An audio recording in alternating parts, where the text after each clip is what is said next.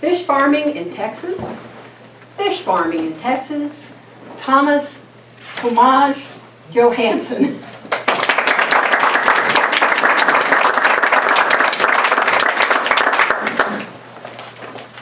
The first thing my wife noticed was the smell.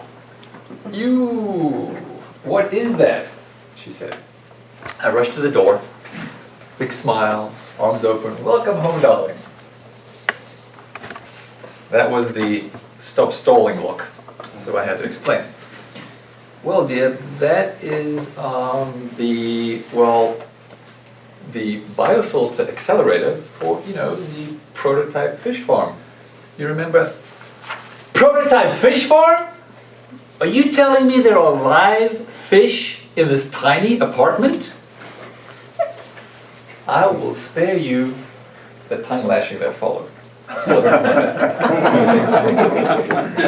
Suffice it to say, this was just the beginning of our fish farming adventures. So let me tell you how it all started. When we moved to Texas, we wanted to get involved with sustainable farming. We'd seen some tilapia farms in Costa Rica, and tilapia is an ideal sustainable food. They grow fast, the meat is lean and with a mild flavor. And the key thing is, tilapia eat almost anything.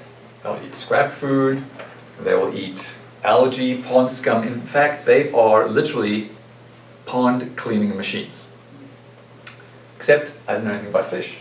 So I thought, start small scale with a prototype. I thought small scale would be 2 aquariums, 20 fish, say.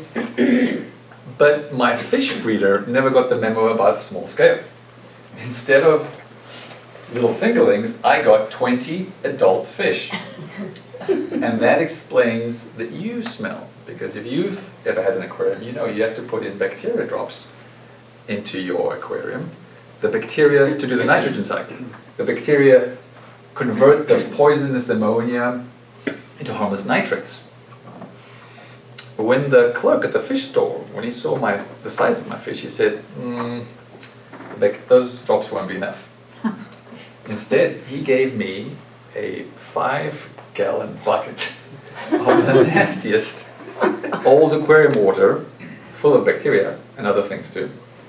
And he told me, even once you mix this in, that still won't be enough. You need to get rid of half of your fish. Okay, so back to the apartment. After I explained to my wife that the smell is temporary, she started to calm down. She even perked up when I said, "Hey, dinner is ready. I made dinner tonight." The kids gave her a hug, brought her to the dinner table. Everything was going great. Until she noticed the anticipation with which we were staring as her fork was making its way to the crumbed fillet on her plate. She looked at us, and then at her plate. And she looked at the aquarium. And then my youngest son started to giggle. The elder one laughed, and then she threw down her silverware. "No. Don't you tell me that you are feeding me their family." Before I could explain the nitrogen cycle, she'd already stormed off. At least I thought, though, the kids had learned about the nitrogen cycle. And in the weeks that followed, they learned about several other cycles of nature. For one example was the nutrient cycle. I bought a compost bin, some earthworms. The worms feasted on our table scraps, and then the tilapia feasted on the earthworms. Our kids even taught them how to jump out of the water and grab a dangling earthworm. It was a great party trick. Everybody loved it, even my wife. Because the compost didn't stink, it was healthy. But for every yin, there's a yang. After a weekend out of town, I was opening the door. We heard this buzzing sound. Inside, the apartment was covered with hundreds of black, large flies. Predictably, my wife wasn't thrilled. The boys soon found the source. It was a bunch of black soldier fly larvae, which you know, in the compost bin. I said, what a wonderful example of insect life cycle. As I pointed this out to my wife, she pointed at the patio. And that's where the compost bin spent the rest of its days.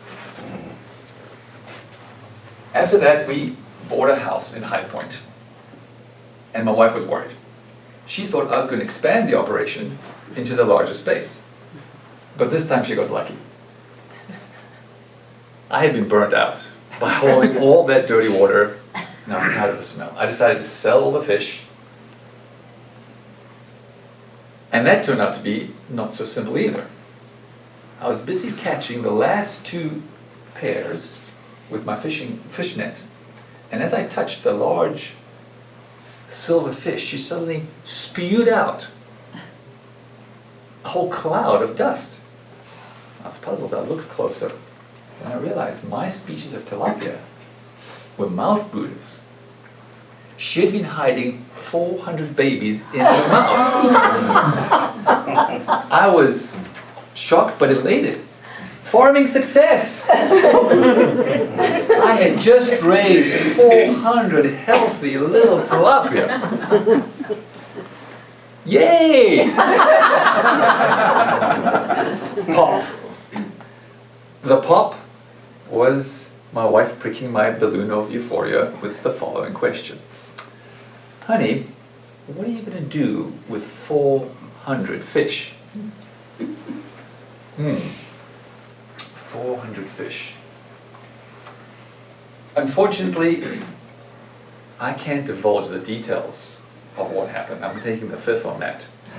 What I can share with you, though, is that during the summer when we moved in, the 7 ponds in High Point were the cleanest and had the most sparkling water the residents had ever seen. Madam Toastmaster.